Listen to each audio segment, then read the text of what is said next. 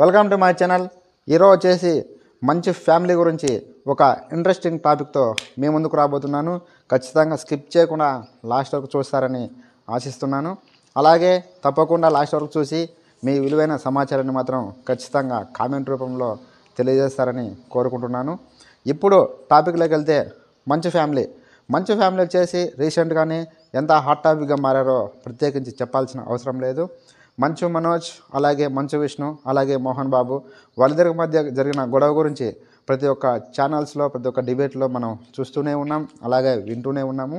ఇప్పుడు రీసెంట్గా వచ్చేసి మంచు మనోజ్ అంటే మంచు ఫ్యామిలీలో చాలా మంచి వ్యక్తి అనేసి ప్రతి ఒక్కరికి తెలిసిన విషయమే. మంచు మనోజ్ గారు వచ్చేసి సినిమాలు తక్కువ చేసినా, హిట్లు తక్కువ ఉన్నా కానీ ఒక గుడ్ క్వాలిటీస్ చాలా ఉన్నాయని మంచు మనోజ్ కంటే, అలాగే మోహన్ బాబు కంటే గుడ్ క్వాలిటీస్ అతనిలో చాలా ఉన్నాయని చాలామంది చెప్తూ ఉంటారు. ఇప్పుడు వచ్చేసి మంచు మనోజ్ గారికి పవన్ కళ్యాణ్ అంటే వ్యక్తిగతంగా చాలా అభిమానిస్తారు. ఎందుకంటే స్టార్టింగ్ నుంచి మనకు తెలిసిన విషయమే.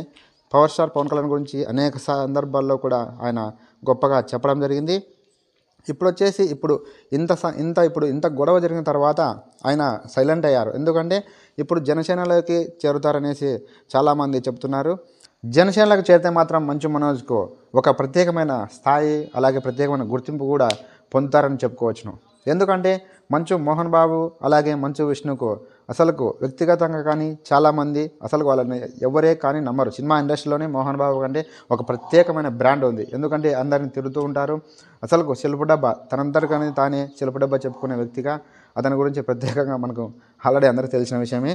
ఇప్పుడు మంచు మనోజ్ వచ్చేసి అతని వదిన వచ్చేసి భూమా అఖిలప్రియ టీడీపీలో ఉన్నదని ఆల్రెడీ ఆయన ఎమ్మెల్యేగా కంటెస్ట్ చేసి గెలుపొందడం జరిగింది. అలాగే ఇప్పుడు అతని భార్య వచ్చేసి మంచు మనోజ్ భార్య కూడా ఇప్పుడు జనసేనలోకి చేరతారనేసి చాలా అనేక సందర్భాల్లో తెలియజేయడం జరిగింది.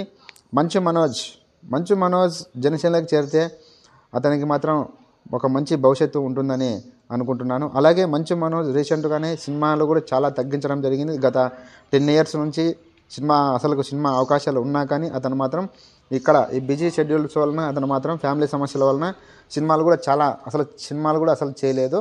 ఇప్పుడు మాత్రం ప్రత్యక్ష రాజకీయాల్లోకి డైరెక్ట్ దిగాలని అతను నిర్ణయించుకున్నట్లు మనం అర్థం చేసుకోవచ్చును.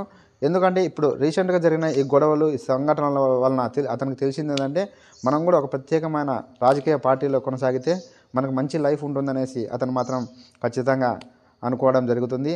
అలాగే ఆలగడ్డ తరపు నుంచి కూడా నెక్స్ట్ మాత్రం ఖచ్చితంగా పోటీ చేయాలని మంచు మనోజ్ గారు అనుకుంటున్నారని తాజా సమాచారం.